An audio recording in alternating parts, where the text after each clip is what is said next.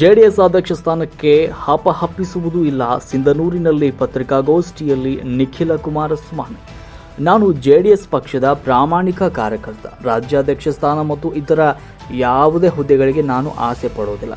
JDS ಪಕ್ಷದ ರಾಜ್ಯಾಧ್ಯಕ್ಷ ಆಗಬೇಕನ್ನುವ ಒಂದು ಆಸೆ ನನಗಿಲ್ಲ ಅಂತ ಜೆಡಿಎಸ್ ಯುವ ಘಟಕದ ರಾಜ್ಯಾಧ್ಯಕ್ಷ ನಿಖಿಲ್ ಕುಮಾರಸ್ವಾಮಿಯವರು ಮಾಧ್ಯಮಗೋಷ್ಠಿಯಲ್ಲಿ ತಿಳಿಸಿದರು. ಅವರು ಸಿಂಧನೂರು ನಗರದ ಸುದ್ದಿಗೋಷ್ಠಿಯಲ್ಲಿ ಮಾತನಾಡಿದ ಅವರು, ರಾಜ್ಯಾಧ್ಯಕ್ಷ ಬದಲಾವಣೆ ಪಕ್ಷದ ವೇದಿಕೆಯಲ್ಲಿ ಯಾವುದೇ ಚರ್ಚೆ ಆಗಿಲ್ಲ. ಕುಮಾರಸ್ವಾಮಿ ಅವರು ಕೇಂದ್ರ ಮಂತ್ರಿಯಾಗಿ ಪಕ್ಷದ ಅಧ್ಯಕ್ಷರಾಗಿ ಉತ್ತಮ ಕಾರ್ಯನಿರ್ವಹಣೆ ಮಾಡ್ತಿದ್ದಾರೆ. ಒಂದು ವೇಳೆ ಬದಲಾವಣೆ ಮಾಡುವಂತಿದ್ದರೆ ಪಕ್ಷದ ಹಿರಿಯರು ಅನುಭವಿಗಳಿದ್ದಾರೆ, ಅವರಿಗೆ ಆದ್ಯತೆ ನೀಡಲಾಗುತ್ತೆ. ಈಗ ಈ ವಿಷಯ ಅಪ್ರಸ್ತುತ ಅಂತ ಮಾಧ್ಯಮದವರಿಗೆ ಸಂದರ್ಭದಲ್ಲಿ ತಿಳಿಸಿದರು. ಜೆಡಿಎಸ್ ಎನ್ಡಿಎ ಅಂಗವಾಗಿರುವುದರಿಂದ ಜಿಲ್ಲಾ ಪಂಚಾಯತ್, ತಾಲೂಕು ಪಂಚಾಯತ್ ಚುನಾವಣೆಯಲ್ಲಿ ಹೊಂದಾಣಿಕೆಯೊಂದಿಗೆ ಸ್ಪರ್ಧಿಸಲಾಗುವುದು. ವಿವಿಧ ಕ್ಷೇತ್ರಗಳಲ್ಲಿ ಗೊಂದಲಗಳನ್ನು ರಾಜ್ಯ ನಾಯಕರು ವಿಚಾರ ಮಾಡಿ ಪರಿಹಾರ ಕಂಡುಕೊಳ್ಳಲಿದ್ದಾರೆ.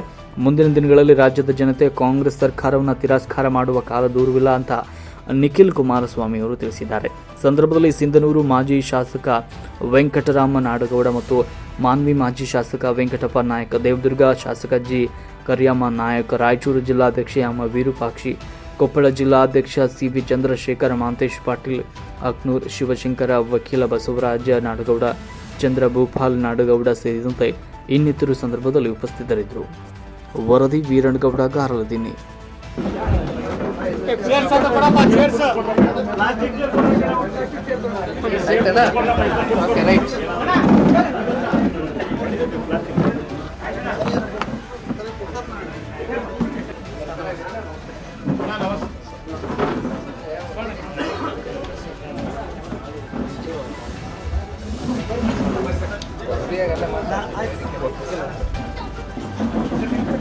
ನಾಗರಾಜ್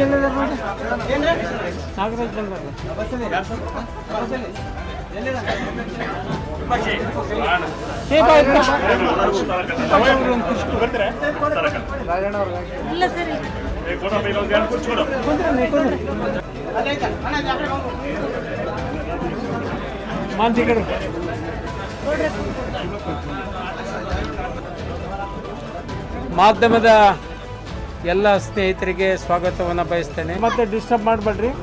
ಎಲ್ಲ ನಮ್ಮ ಪತ್ರಿಕಾ ಮಾಧ್ಯಮ ಹಾಗೂ ಸ್ಟಾರ್ಟ್ ಮಾಡ್ಬೋದಾ? ಈಗ ನೀವ ಕೇಳ್ತೀರಾ ಅವ್ರು ಹೇಳಿ.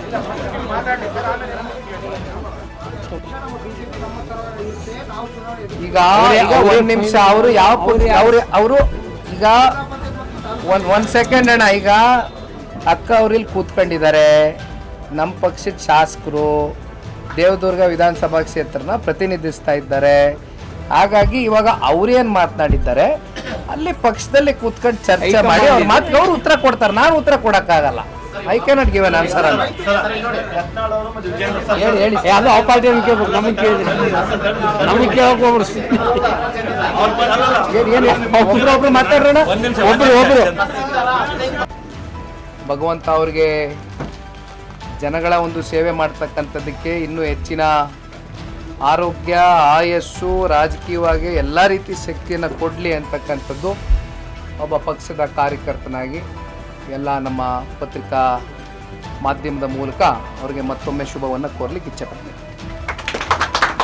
ಇರುವಾಗೆ ಪರಿಗಣನೆಗೆ ತಗೊಂಡು ಸನ್ಮಾನ್ಯ ಕುಮಾರಣ್ಣವರು ತಗೊಂಡಂಥ ನಿರ್ಧಾರ ರಾಜ್ಯದಲ್ಲಿ ಇರ್ತಕ್ಕಂಥ ಪ್ರತಿಯೊಬ್ಬ ರೈತ ಸಮುದಾಯಕ್ಕೂ ನೀನು ಯಾವ ಜಾತಿ, ಧರ್ಮ, ಸಮುದಾಯ ಅಂತಕ್ಕಂಥದ್ದು ಭೇದ ಭಾವ ಮಾಡ್ದಿರ ಸಂಪೂರ್ಣ ಸಾಲ ಮನ್ನಾ ಮಾಡಿರ್ತಕ್ಕಂಥದ್ದು. ಬಹುಶಃ ಅದು ಕೂಡ ಇವತ್ತು ಯಾರೂ ಅಳಿಸ್ಲಿಕ್ಕೆ ಆಗೋದಿಲ್ಲ, ಅದನ್ನು ಮರೆಮಾರಿಸ್ಲಿಕ್ಕೂ ಆಗೋದಿಲ್ಲ. ಇವೆಲ್ಲವೂ ಕೂಡ ಒಂದು ಇತಿಹಾಸ.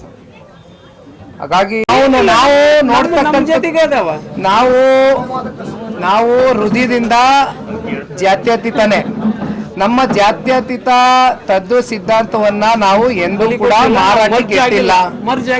ನಮ್ಮ ಸಿದ್ಧಾಂತಗಳು ನಮ್ದು, ಭಾರತೀಯ ಜನತಾ ಪಾರ್ಟಿಯ ಸಿದ್ಧಾಂತಗಳು ಭಾರತೀಯ ಜನತಾ ಪಾರ್ಟಿದು. ಒಟ್ಟಾರೆಯಾಗಿ ಒಂದು ಮನುಷ್ಯತ್ವದ ರೂಪದಲ್ಲಿ ಎರಡು ಪಕ್ಷದ ಮುಖಂಡರುಗಳು ಮುಂದಿನ ದಿನಗಳಲ್ಲಿ ಪಕ್ಷ ಅಧಿಕಾರಕ್ಕೆ ಬಂದು ಆಡಳಿತ ಕೊಡ್ತೇವೆ. Thank you.